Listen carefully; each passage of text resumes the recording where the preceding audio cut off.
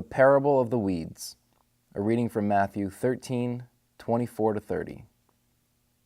Jesus told them another parable. The kingdom of heaven is like a man who sowed good seed in his field, but while everyone was sleeping, his enemy came and sowed weeds among the wheat and went away. When the wheat sprouted and formed heads, then the weeds also appeared. The owner's servants came to him and said, "Sir, didn't you sow good seed in your field? Where then did the weeds come from?" "An enemy did this," he replied. The servants asked him, "Do you want us to go and pull them up?" "No," he answered, "because while you are pulling the weeds, you may root up the wheat with them.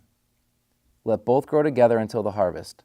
At that time I will tell the harvesters, first collect the weeds and tie them in bundles to be burned, then gather the wheat and bring it into my barn." In this parable, Jesus introduces the idea of evil existing side by side with good.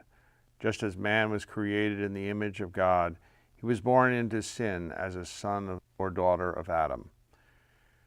The enemy has done his work in the night. Weeds have been sown among the wheat, leaving the owner of the field with a dilemma. Should he pull up the good with the bad? The owner answers with discernment. If he acts precipitously, he will destroy both the wheat and the weeds, both the good and the bad. But if he waits until the crop has grown, he will be able to judge correctly. He will harvest the wheat, but will bundle the weeds and have them burned.